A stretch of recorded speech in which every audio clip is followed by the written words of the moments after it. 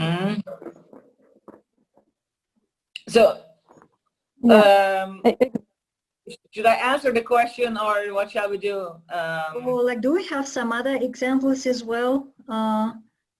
Or yes, exactly. Yeah, it's the same. I really feel usually I don't know how to react, and I feel really tense when a man or a guy at work says, "Oh yeah, it's a pleasure to work with such a woman," either a colleague or a client, because now I own my own business, or prospect, or yeah, that's so nice to work with a beautiful girl, and yeah, I completely, I feel I broke completely. I know I talked that subject with a friend, and she doesn't bother. She's really beautiful. She's really nice and intelligent, and well, she just laughs. But I don't react like this, so I'm wondering, is it me, or what should I do? Because I'm sure also my reaction leads to missing opportunities, but I really don't want to accept that. So yes, I'm really looking forward to hearing your answers on that subject, please. Yeah, I hope I can explain that, or I will just definitely refer to your question when I'm just diving into, where is the limits, from when on we are being sexually discriminated. Mm-hmm. And I mean, to just answer your question straightforward, trust your nose. There are sincere compliments that you can tell from from his eyes or from her eyes. It doesn't matter today. So when you get such compliments, you just know if it's authentic or if this a kind of hook to discomfort you in one way or the other. I started being a freelancer in my 20s already. And, I heard these compliments also myself. Oh, you are a very nice girl. Or, oh, it's a wonderful, this charming woman. Or, they're just taking a call and then saying, I'm sitting with a very charming woman from Berlin, etc. So, I mean, what is this all about? Enjoy those compliments, because, I mean, okay, he wants to mention this in one way. I just see it as an appreciation. I saw it after a certain time as an appreciation. And it's your body language, what you do out of it. I mean, if I giggled there and when I heard this, I'm together with a charming lady and we are talking about this and that, and he's doing this call and taking a look at me like this, then I could be giggling around and feeling uncomfortable. Then he would just do more. What I did, I stood there and shook my head like, thank you, humbly, just thanks. So, and by this way, you just automatically give them the feeling of you're professional. And the same guy who is always, giving, oh, this charming lady, and he always says, for him, everyone is a very charming lady, so he just speaks about ladies like that. And I realized as well, you have to take a look, what is this person's language patterns? Does he do it only with you, or does he do it with everyone? Right? So, I mean, accept the men as they are. On the other hand, it's not like, oh, he gave me a dirty look. Americans made a mess out of it. Allow me, sorry if there are Americans online, I'm sorry about that, but they, again, what I like about America, they either just overdo it or just they don't do it at all. So, and they overdid it with the sexual harassment issue and discrimination. In America, male cannot enter an elevator with women anymore, right? So this is another extreme. Do you want to go there? No, not really. So you can't say after you. This is a good manners, right? So it's good gentleman manners. I also say to gentlemen sometimes when we're just exiting or entering a conference room, he knows the way. I say, please, after you. I do the same to the male. But with what body language you do? You giggle around, yeah, please, after you. Or you do with a certain body language and say, oh, sir, or Andy, Sandy, Mandy, yeah, please, after you. I mean, with what body language you do, with what self-confidence, with what self-value you do this is extremely important. We are not only what we say, we are not only, I mean, 80% of our communication is nonverbal. Yeah, that's true. And so I actually was going to build this on, but years long, I mean, you had to learn this. This is a learning process, right? In my 20s, I wasn't as confident as I was today. And then when we were at the bars and when, you know, there are conferences, workshops, you stay overnight with the entire group. There's always the time comes where you land at the bar, you drink cocktails with men, with girls, with other, you know, all the people in the group.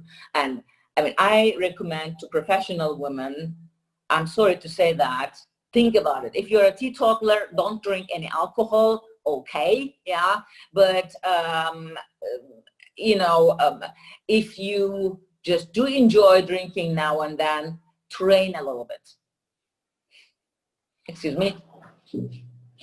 Train a little bit to be able to drink more than one glass, which I did. I trained myself to stay longer with those who were key people.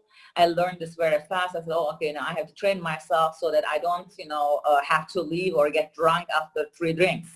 And then you stretch the time. Remember, our body gets rid of alcohol 0.1 promille per hour. So when you drink 1 glass of, you know, sparkling wine 0.1, you know that after 1 hour it leaves your body. And it doesn't matter if you've eaten something or not, so there's only your blood alcohol concentration basically plays a role. So if you only have a placebo effect. I haven't eaten, so that's why I feel drunk. No, it's your body knows, your chemistry knows how much you drank, so know that as well. This information is important for ladies. I had to, you know, I considered this. I said, okay, I drank 1 glass, and 2 hours later or 1.5 hours later, I can drink the next glass because the first glass is already out. So when you do these kind of things, we do it with know-how. So back there, body language, self-confidence. When I stood there with the gentleman at the bar, you know, totally uncomfortable being there, only woman, and I was, as we know, yeah, we are not many in the business world. So usually you are the minority as a female. So if you just build up your group and avoid posts, oh, they only show up anyways, and oh, we are so important. This is our biggest problem. I mentioned it in the first 2 sessions. As women, we have to understand, or we already see, okay, they're showing up. We don't play their game with. We build a group on our own, and then, oh, yeah, you know, let the boys be boys. And then, oh, we are not, later on we complain, we force for our rights because we're not going with the flow, with their flow. So, I mean, we have to be self-critical, extremely important, right? So it's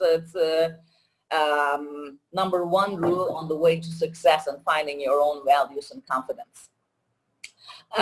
Body language, how you stand there. I mean, I'm just going to stand up right now and show you a little bit. So if this is the bar, if I stand there, so this body language, so I'm totally, you know, uncomfortable with the person who I am, or if this is the bar and these are the people, I stand there with this posture and having a drink in my hand. So this is giving the people to the world a complete different impression than this, right? So, I mean, consider these kind of things. Have an antenna as well on those days. You know, this is extremely important, that because they would rather speak to a person who is insecure. You know, boys are most of the time comfortable, and it's their cognitive bias. The world that we created gives them the right to address a lady, say, na du, in German, the worst case scenario. Yeah, they address you, etc., in one way or the other. And our cognitive bias, our programming is that we are the weaker gender. So we have to behave. be a woman. To be a woman doesn't mean we are weak and that we are accepting we are weak. To be a woman means, feeling your strength at the same time, feeling your feminine part, namely that is our unique nose. I know so many top executives, their wives are either teachers or not in the labor market, or they're also, decision makers. It doesn't matter. What they say to me most of the time, Evelyn, when I have to do something, I always ask my wife, and she's right. My wife has got a very good feeling about people.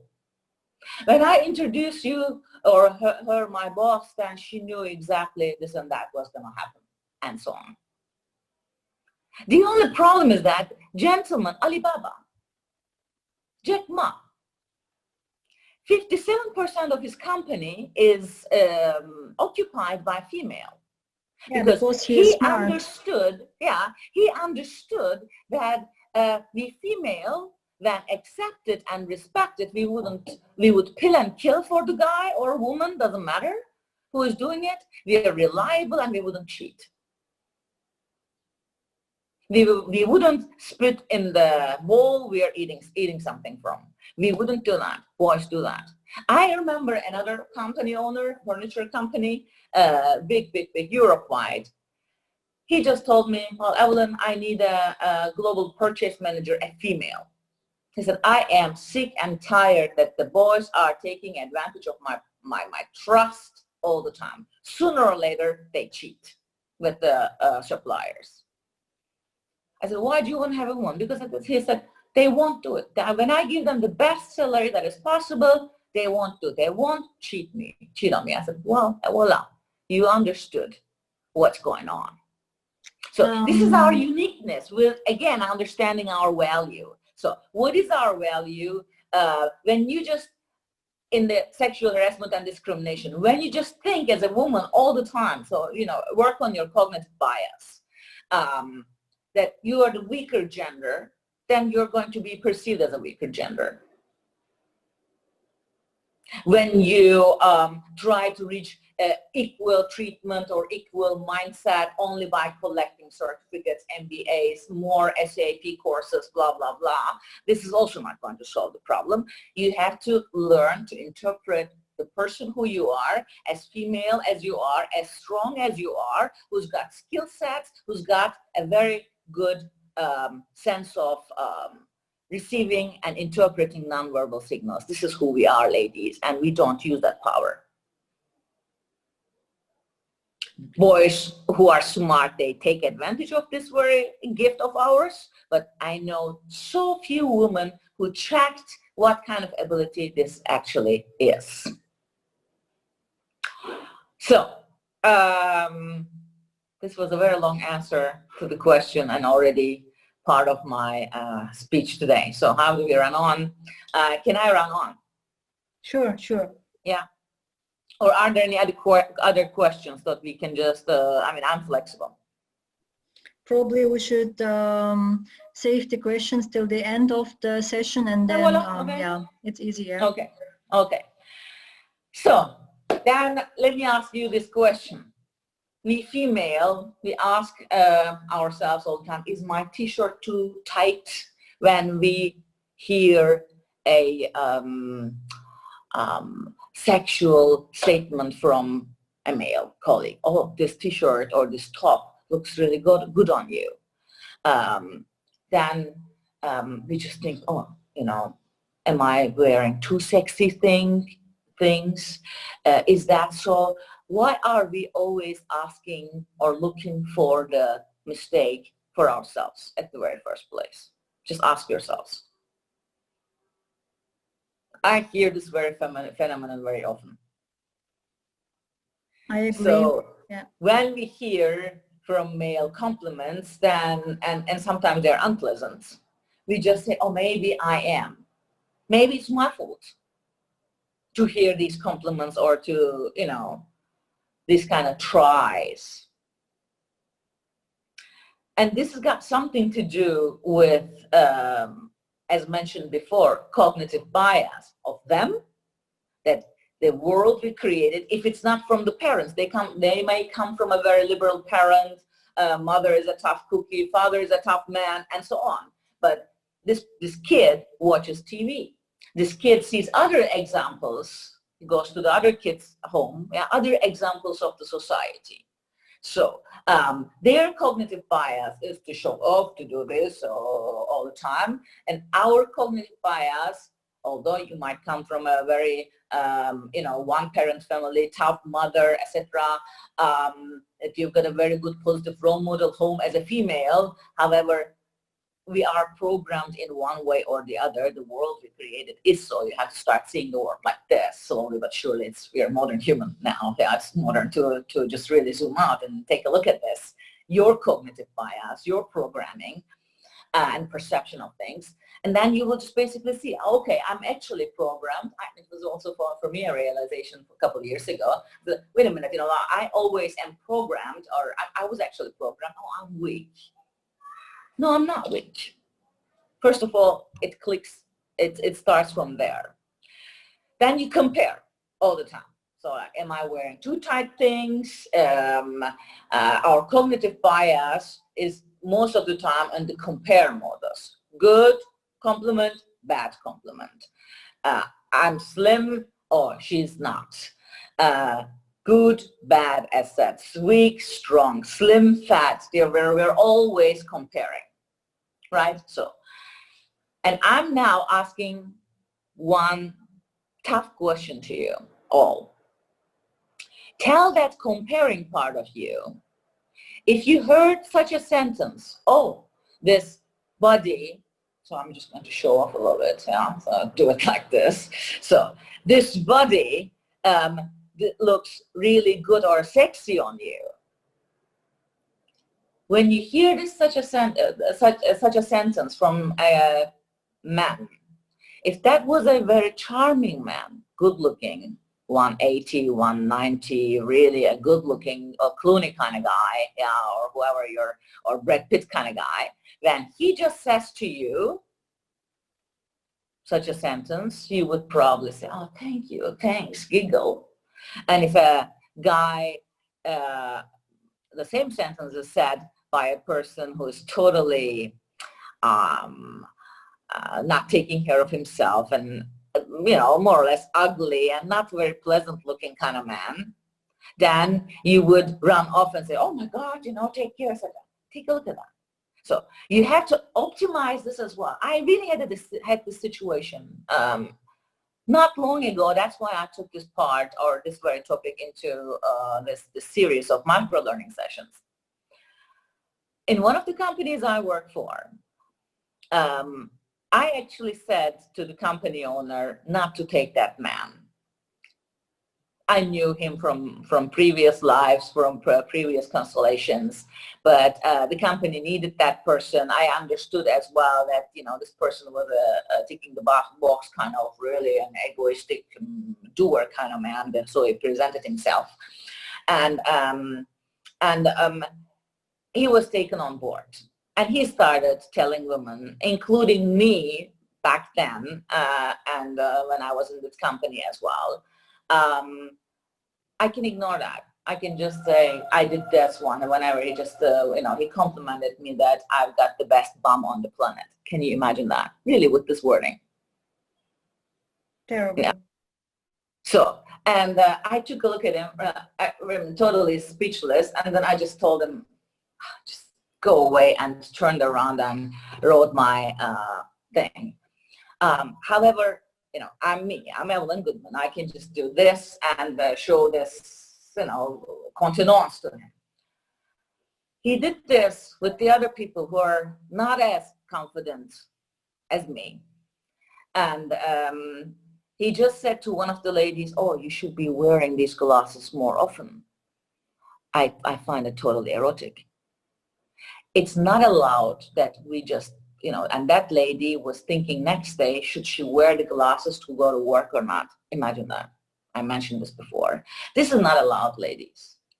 And then later on, when I asked these couple of ladies in that company, They all heard similar statements. And the funny part was, when investigating such cases, they said, oh, maybe my clothing is too tight. Maybe I'm provoking him. You know why? Because this guy was a very good-looking guy. 185, blue eyes, very charming, very good voice. Now, so not a high tone and low tone. Very manipulative, male, attractive man for many female. And I asked these ladies as well this question. I said, would you feel the same? Because this, I made sure, let me tell the story to the end. I made sure after her hearing a couple of ladies in this company that this guy leaves the work, because it's just, not bearable. It's ethically not bearable. No female goes to work and thinks, should I wear my glasses or not? Forget the top, forget the, style of shirt or blouse that they wear. And then those ladies had a bad feeling. They said, well, it wasn't that bad. I could deal with it. I mean, is that dealing with it? Is asking yourself every second day, should I wear these glasses or not? Do you want to go to a working environment like this? So what would they do? Okay, I'm Evelyn Goodman. I did this to him. Fine. What do I do if I'm not as confident, and if somebody tells me something like this, and I apparently feel that this is more than just a charming compliment.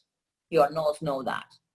Then I would like you to turn around to that person in the future, look into his eyes, and if you can, I can do that quite well. Look, raise my eyebrow. Yeah. Look into his eyes and say, contenance. Just say this and turn around and go. This is the best flag you can show as the first thing. I mean, as a first reaction to such statements you might hear. The question the colleague or one of the participants asked at the beginning, it's, oh, I'm sitting together with a very charming lady, etc. Show it like, thank you very much, very in a humble manner. This is how I dealt with it, rather than giggling and feeling uncomfortable. I said, thank you, right? So it's again your posture. Then watch yourself. Just put a mirror in front of you and watch your postures when you are acting and interacting with certain pictures. You have to know yourself, how you are in certain postures. I did that. So you have to know your mimics, when you just look into somebody's eyes and say, hey, contenance, okay? So when you hear something you don't like, you feel it's just over the line or below the belt, then you can just watch your face in front of the mirror and just looking in this person's eyes and say, hey, contenance, right? So, and then turn around and go. Go wash your hands. Let it be, if you have to stay there in that location because it's a firm event or team event or whatnot, go wash your hands. Take a deep breath 4 times. Yeah. And then move on again. So it's also a very important thing for self-confidence. I mean, do you think I wasn't afraid all over my life? I was afraid, but I still did it. So sometimes you have to be afraid, or you have to be, you should feel uncomfortable, but still do things. You have to go through. And these are small tools that I can give you, saying contenance with certain posture, body language, with mimics. Sometimes say, hey, contenance, okay? This is also a way of doing it. Find your own style. And then you can turn around, go to the bathroom, wash your hands, take a deep breath, as said, 4 times into your stomach, And then you have to turn back, or if you have to turn back to that location, go back and do your thing again all over. And if he does it again, then you can just say, hey, contenance, I said. So what to do if it happens over and over again?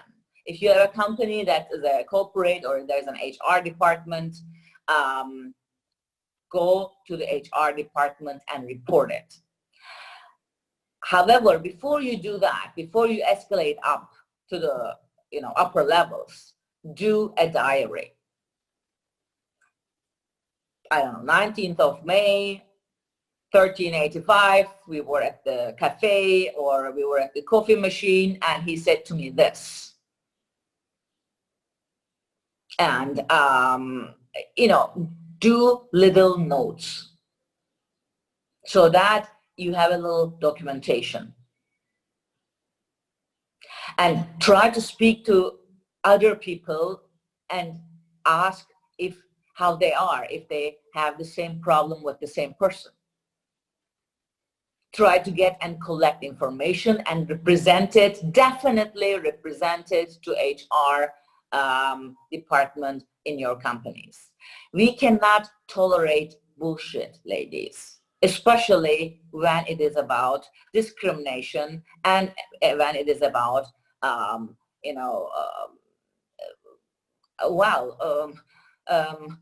events around our values and devaluing our values. Because I think it's a total devaluation when somebody comes up with this kind of statements to you. But does the praise have to be only work related? No, they can just say, well, with Sandy's excellent effort, we were able to overcome this. She just pulled the strings with the team. She was always in a good mood. She motivated everyone, and she also did this and that, whatever. So to getting the project related things done. But it cannot be that only your beauty is in the front line. Yeah, so body language and sitting and posture I actually mentioned when answering the questions. I mentioned about training yourself in escalating. I mentioned as well. Oh yeah, I also would like to give a wonderful example as well about acceptance, ladies. So one of my clients was a stalked lady, 40 plus, a wonderful face, when she smiled, so you felt good in front of her. But as mentioned, she was all stalked, and she could always wear really nice things. She had a very nice style, but apparently she didn't love herself very much and the way she looked. And I worked with her over 2 years and found out that all the relationships that she went into, she was abused, sometimes physically, sometimes psychologically. And we found out in all the sessions that actually she didn't accept herself. So that is why she couldn't find acceptance in her relationships. So carrying yourself, it's not about good looks, believe me, okay? I was also, I think, 15 kilos plus and 15 kilos minus in my life as well. So, and I know today that it's not about looks. Self-love starts when you start watching your thoughts. Self-love isn't looking in the mirror and then saying, oh, it fucked me. So it's not about it. Self-love is not just finding your face or your, certain part of your body. It's not self-love. True self-love begins when you start turning those radars of yours to yourself and watch this ping pong between your thoughts, your analytical self that is comparing all the time, oh, Andy has this, Mandy has this, etc. And then your heart that, what it wants to reach, what it visualizes, where he wants to get. So when you watch this this ping pong within yourself and among all, accepting it, than seeing this body with 20 kilos plus or minus, it doesn't matter, right, as a tool to go through this life. This is my ship. I can give a wonderful example. Please Google me. Just give Evelyn Goodman Hedge online, and you will see maybe 15 to 20 different faces. They're all me. And today, this is my very self. I'm not wearing any contact lenses. I've got brown eyes. And I realized, and I told myself, if I found this reality, then, you know, a couple of years ago, 5 years ago, so that I am just right now openly talking about it, and that you can, you know, I can maybe help you. I told myself the lie that I have a blown soul. And because I believed in, you know, it was my cognitive bias. Somewhere in my programming, I just realized, oh my God, I realized that there were things uploaded in my system that they had plausible explanations in myself, because our intellectual part is so smart. So I believed in that I was actually blonde. I mean, it was an amazing fight against myself. I realized it was really strenuous. Every second week, just going to dye your hair, wearing blue contact lenses because I didn't like my own eye color. And then I realized, actually, you know, when I started seeing my body, the fitness, the person who I am, is actually the ship.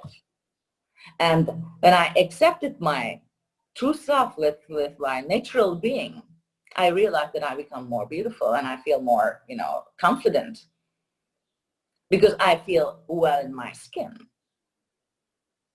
Sometimes, what I want to say with this, sometimes even your own mind is telling you things that this is the right way to do. I believed I was 20 years long blonde. From 16 to 36, I was blonde. And I wore plastics into my eyes. My eyes were infected all over my life because of wearing contact lenses. So you suffer. And stop doing that. And the moment you accept yourself, Osho said, once, you become really beautiful. And this is the aim we have to get as female, and learning skill sets, saying, hey, contenance in different tones, find your own style. I just decide intuitively, you know, there are guys I have to say, hey, contenance. There are guys I have to say, contenance, please. There are guys I have to say, contenance, okay, etc. Find your own style, find your own, hear your voice. Stand in front of the mirror and exercise this mimics, hear your voice, your reaction, your body language. This is a part of it. And if you don't do it, just think about it, then it's just like, you know, there's an phenomenon of riding a bicycle, but you've never really physically sat on the bicycle and tried it, right? So, and it stays something like this, that you know, okay, there's a bicycle and bicycle riding, but you have to do it. And doing starts with watching yourself in front of the mirror, hearing your voice, your intonation when you react to bullshit. And ladies, just hearing those cheap compliments is bullshit. And if you hear things like, oh, you should wear this dress all the time or more often, you know, something like this, but if he says it in a very sexual manner, yeah, erotic manner, this is a continence sentence. But if it's, oh, Evelyn, you know, you should wear this clothing or this dress more often. You look beautiful in it. So it's a complete different intonation. And I mean, you know, we are human. So you can't, I'm not going to give you hints today. Oh, you know, you hear this sentence, you have to behave like this. You hear that sentence, you have to behave like this. It doesn't work that way. Trust your nose.